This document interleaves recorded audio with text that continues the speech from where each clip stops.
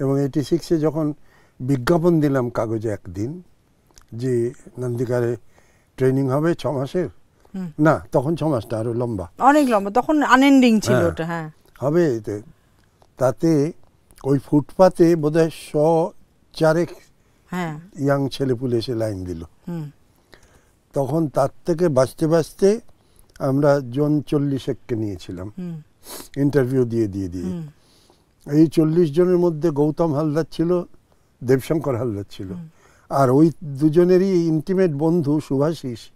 এইরকমভাবে শুরু হলো এবং সেইটা টানা চলছে এখন ওই ট্রেনিংয়ের প্রসেসটা এবছরও। এবং আস্তে আস্তে ওই ট্রেনিংটার থেকে আমার মনে হলো যে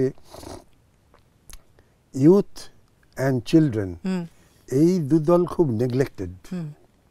আমরা তো খানিকটা প্রতিষ্ঠা পেয়ে গেছি, খানিকটা করে খাবো, কিন্তু ওদের কি হবে, ওদের অ্যাম্বিশনকে। তার জন্য নান্দিকার ইয়াংদের জন্য এবং বাচ্চাদের জন্য একটা জায়গা তৈরি করার কথা বললো।